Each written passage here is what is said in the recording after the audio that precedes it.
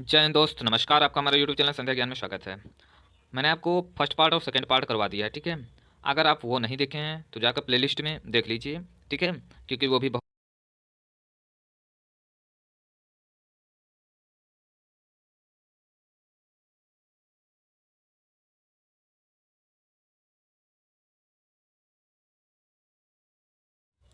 बताइए कि चित्र में एक्स द्वारा दर्शाया गया कोड का क्या नाम है।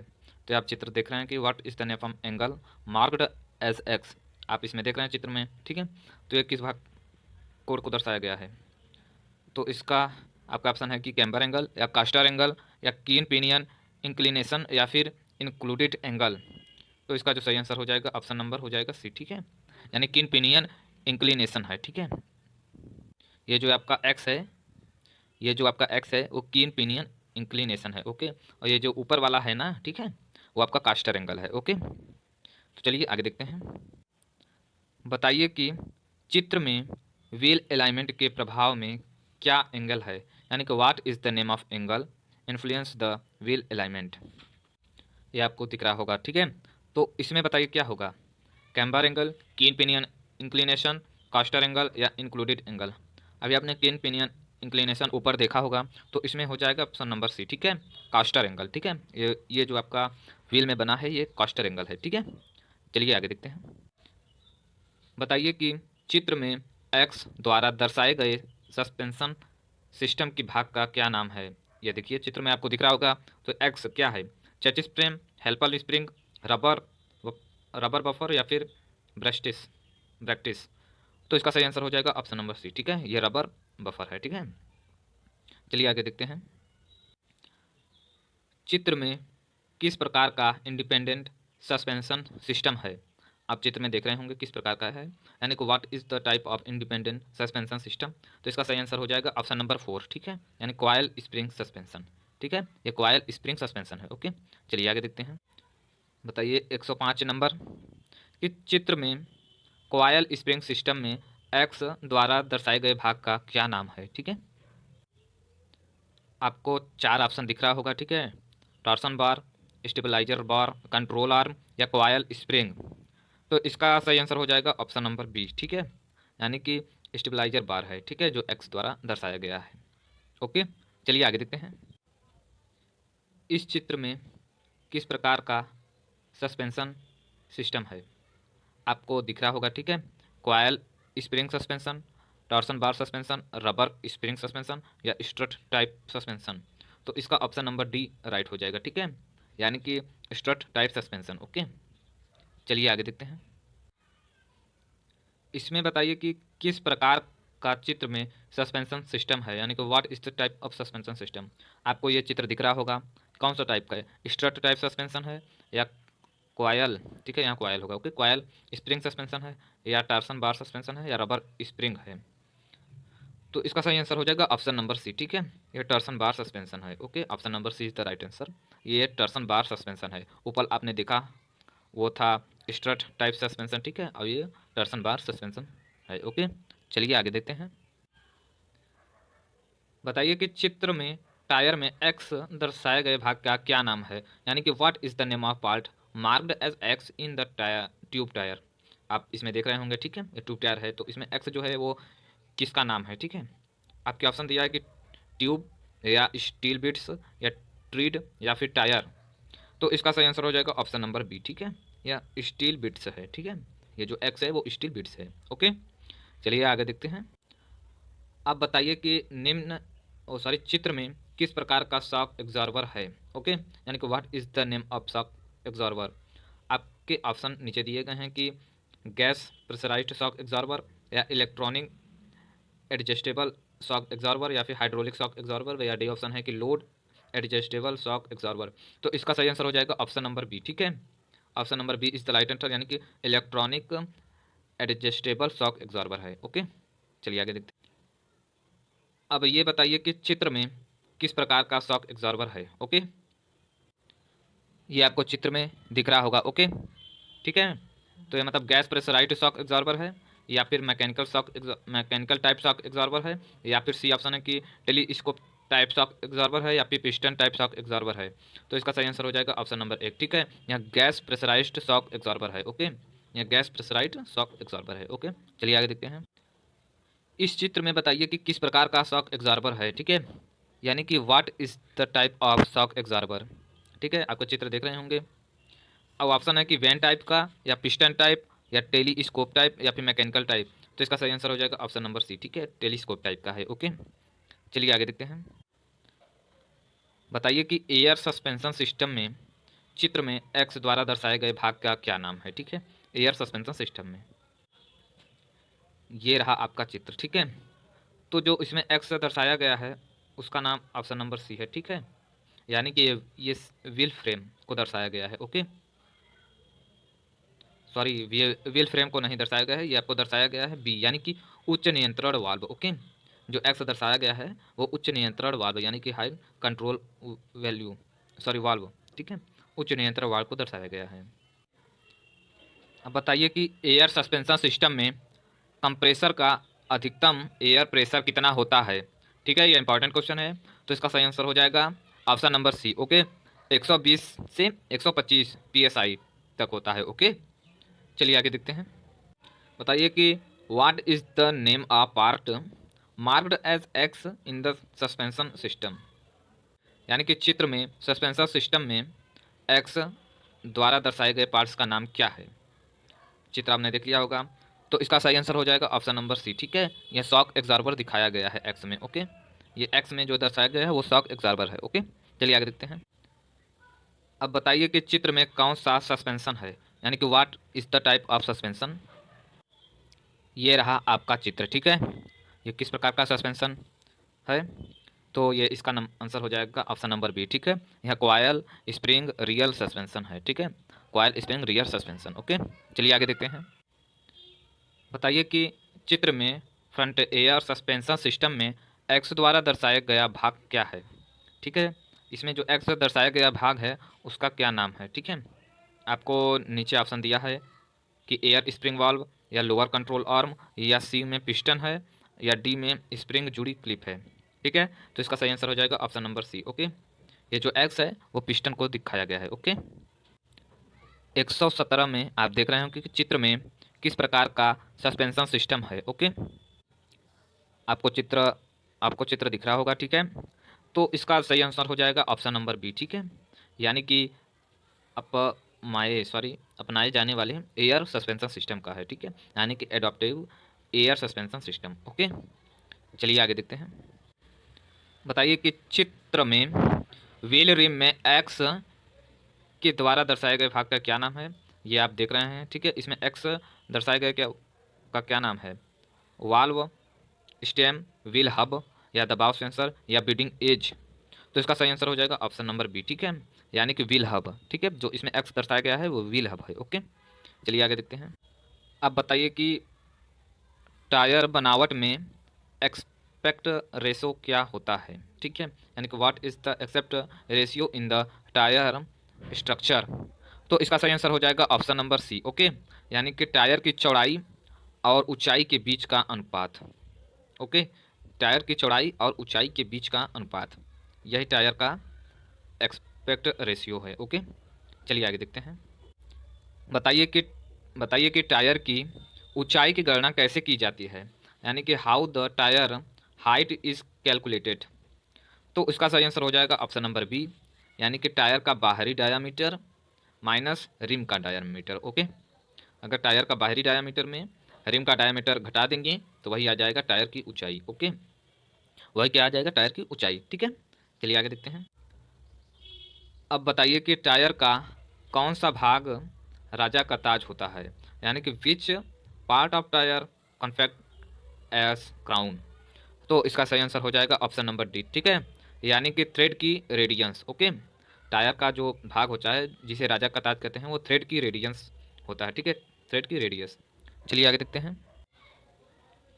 बताइए कि टायर की दोनों ओर बाहरी हिस्सों के बीच की दूरी का क्या नाम है। तो इसका सही आंसर हो जाएगा ऑप्शन नंबर सी। ओके, यानी कि टायर की चौड़ाई। ओके, टायर के दोनों बाहरी हिस्सों के बीच की दूरी को टायर की चौड़ाई कहते हैं। ओके, चलिए आगे देखते हैं। अब बताइए कि टायर के विशेष 9 dash dash into 14 minus 14 P R में जो 14 पी आर है नंबर किसको दर्शाता है, यानी कि पी आर। पी आर का मतलब है कि फ्लाई रेटिंग। ओके, यह फ्लाई रेटिंग को दर्शाता है। चलिए आगे देखते हैं। अब बताइए कि टायर का वर्णन कैसे किया जाता है, यानी कि how the tyre is specified. Okay, तो इसका सही आंसर हो जाएगा ऑप्शन नंबर एक, यानी कि जिसमें शोल्डर की चौड़ाई, थ्रेड, गोलाई, डायमीटर और फ्लाई रेटिंग ये सब दिया रहता है। ठीक है, यही टायर का वर्णन है। ओके, चलिए आगे देखते हैं। बताइए कि चित्र में कास्ट व्हील में एक्स द्वारा दर्शाए गए भाग का क्या नाम है, यानी कि what is the name of part marked as X in the cast wheel. ठीक है, इसमें आप चित्र में देख रहे होंगे। ठीक है, तो इसका क्या हो जाएगा, ऑप्शन नंबर ए में दिया है कि टायर, रिम, ट्यूब या फिर हब। तो इसका सही आंसर पता होगा। ठीक है, ये एक्स जो है वो हब को दर्शाता है। ओके, यानी कि option number D is the right answer. चलिए आगे देखते हैं। अब बताइए कि चित्र में फ्लैट टाइप रिम में एक्स द्वारा दर्शाए गए भाग का क्या नाम है। ठीक है, इसमें एक्स दिया गया है। ठीक है, उसका नाम क्या है, आपके ऑप्शन में दिए गए हैं कि बीच की स्थिति या प्लेन, स्प्लिट, लॉक रिंग या फिर रिम प्रेक्षपण या रिम का बाहरी हिस्सा। तो इसका सही आंसर हो जाएगा option number B. Okay, option number B, यानी कि plain split lock ring. Okay, या प्लेन स्प्लिट लॉक रिंग है। चलिए आगे देखते हैं।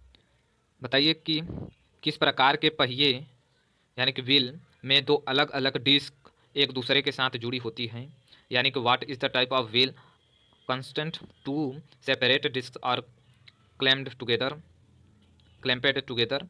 तो इसका सही आंसर हो जाएगा ऑप्शन नंबर ए। ठीक है, यानी कि split wheel. Okay, split wheel इसका सही आंसर हो जाएगा। चलिए आगे देखते हैं। बताइए कि निम्न चित्र में कौन सी प्रकार का व्हील है, यानी कि what is the type of wheel. Option दिखाते हैं आपको। ये रहा आपका चित्र। ठीक है, इसमें बताइए कि ये क्या है। ये आपके ऑप्शन है कि डिस्क व्हील है, या बी ऑप्शन है कि स्प्लिट व्हील है, या सी ऑप्शन है कि भारी वाहन व्हील है, या डी ऑप्शन है कि वायर व्हील है। तो इसका सही आंसर हो जाएगा ऑप्शन नंबर डी। ठीक है, यह वायर व्हील है। ओके, चलिए आगे देखते हैं।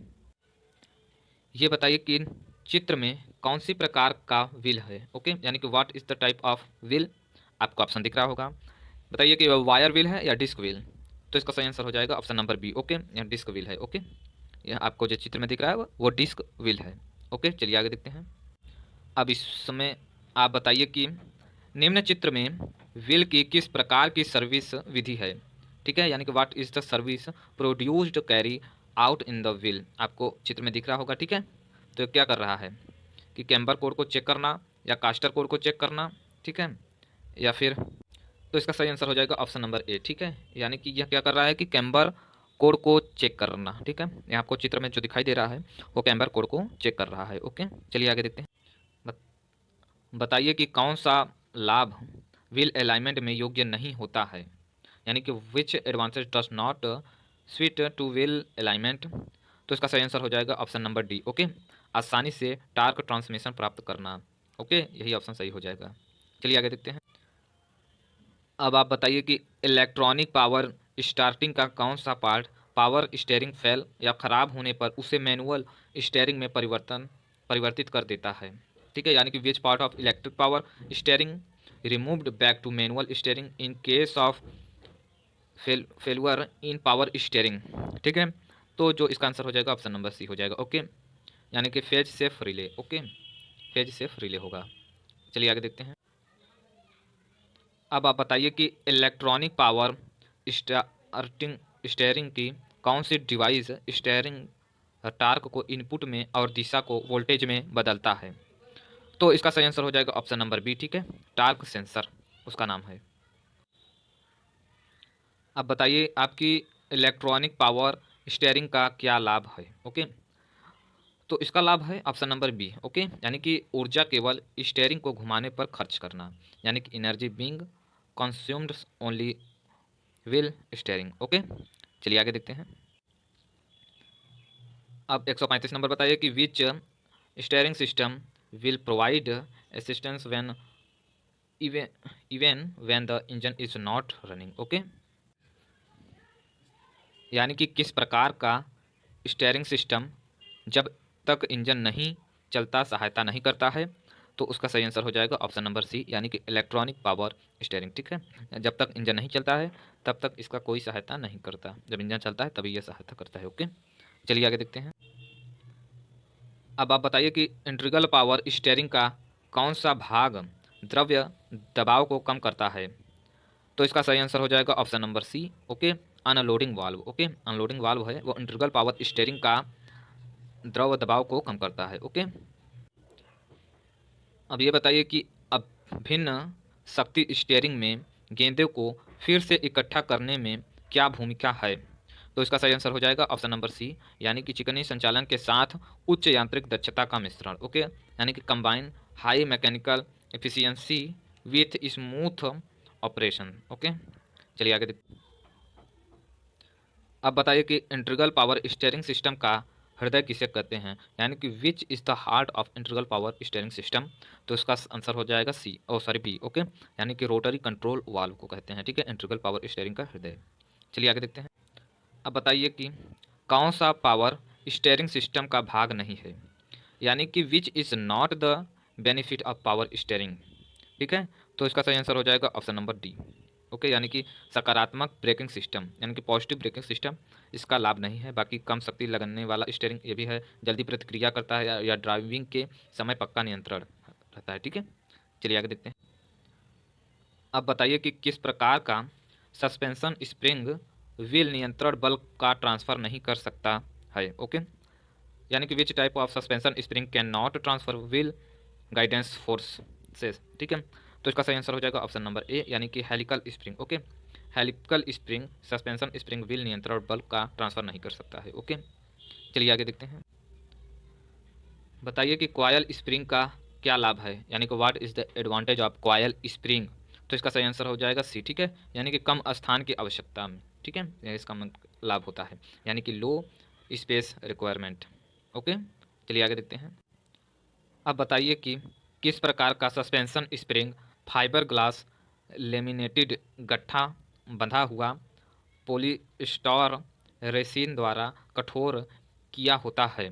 ठीक है, तो इसका सही आंसर हो जाएगा ऑप्शन नंबर सी, यानी कि मोनोलीफ स्प्रिंग। ओके, मोनोलीफ स्प्रिंग द्वारा फाइबर ग्लास लेमिनेटेड इकट्ठा बंधा हुआ पॉलिस्टर रेसिन द्वारा कठोर किया जाता है। ओके, चलिए आगे देखते हैं।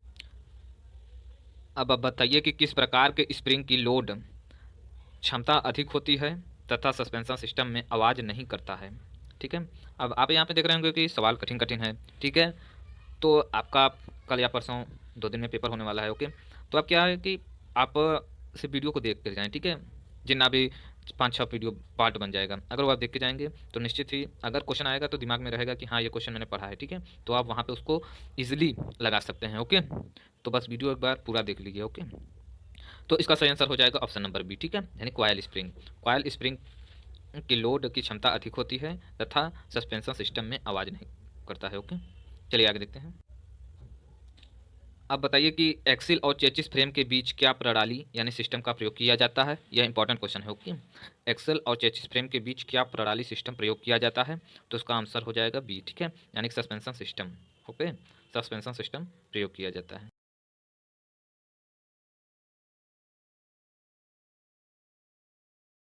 ये कि कौन सा सस्पेंशन सिस्टम का कार्य नहीं है, यानी कि which is not the function of suspension system. Okay, तो इसका सही आंसर हो जाएगा ऑप्शन नंबर डी, यानी कि स्टीयरिंग इस स्टेबिलिटी को बढ़ानी है। ठीक है, यह सस्पेंशन सिस्टम का कार्य नहीं है। बाकी इसमें जो ए बी सी ऑप्शन है वो कार्य है, यानी कि बॉडी को लेवल को मेंटेन करना है। ओके, और यहाँ पे है कि क्रूसिंग प्रभाव प्रदान करता है और यह ब्रेकिंग टार्क को चेचिस पर भेजता है। ठीक है, यह तीनों ऑप्शन सही ही होता है, लेकिन यह कार्य नहीं करता है, तो इसका आंसर हो जाएगा ऑप्शन नंबर डी, यानी कि स्टीयरिंग स्टेबिलिटी को नहीं बढ़ाता है। ओके, चलिए आगे देखिए। बताइए कि हल्की वजन वाली कारों में कम स्टीयरिंग अनुपात क्यों प्रयोग किया जाता है? तो इसका आंसर हो जाएगा बी, यानी क्योंकि अधिक स्टीयरिंग प्रभाव प्राप्त करने के लिए। ठीक है, हल्की वजन कारों में कम स्टीयरिंग अनुपात इसलिए प्रयोग किया जाता है क्योंकि अधिक स्टीयरिंग प्रभाव प्राप्त करने के लिए। ओके, चलिए आगे देखते हैं। हाँ, बताइए कि मोड़ के पश्चात स्टीयरिंग सिस्टम का स्वयं के बीच में आने की क्रिया के लिए कौन सा कोड दिया जाता है, यानी कि which angle helps in self centerings of wheel after negotiatings a turn? तो इसका सही आंसर हो जाएगा B. Okay, king pinion inclination दिया जाता है। ओके कोड, चलिए आगे देखते हैं। इसमें आप बताइए कि व्हील अलाइनमेंट में कास्टर का क्या नाम है, यानी कि what is the purpose of castor in wheel alignment. तो इसका सही आंसर हो जाएगा ऑप्शन नंबर ए, ठीक है, यानी कि दिशात्मक स्टेबिलिटी और नियंत्रण करना, यानी कि maintain directional stability and control. Okay, चलिए आगे देखते हैं। अब आप बताइए कि मल्टी एक्सल वाहनों पर गैर प्रतिक्रियाशील निलंबन व्यवस्था का उपयोग करने का क्या फ़ायदा है। आपके ऑप्शन है कि दोनों पहियों में अच्छी ब्रेकिंग दक्षता, या फिर कि बेहतर सवारी आराम, या फिर स्प्रिंग लाइफ में वृद्धि, या फिर रेटिंग की रोकथाम। ओके, तो इसका सही आंसर हो जाएगा ऑप्शन नंबर एक, ठीक है, यानी कि good braking efficiencies in both rear wheels. Okay, इसलिए इसका फ़ायदा है। चलिए आगे देखते हैं। किस प्रकार का स्वतंत्र निलंबन सिस्टम निर्माण में सरल है और स्टीयरिंग पर प्रभाव के बिना सामने के पहियों के अधिक विक्षेपण की अनुमति देता है। ठीक है, तो इसका सही आंसर हो जाएगा आपका स्ट्रट टाइप निलंबन। ओके, स्ट्रट टाइप निलंबन। तो आज 150 हो गया, ठीक है, 50 क्वेश्चन मैंने आज भी कर लिया है। ठीक है, तो आपने अगर पुराना वीडियो नहीं देखा है तो जाकर देख लीजिए। ओके, वो बहुत इंपॉर्टेंट क्वेश्चन है, ठीक है, सिर्फ आप वीडियो देख लीजिए। ठीक है, तो निश्चित ही आप परीक्षा में अच्छा नंबर स्कोर कर पाएंगे।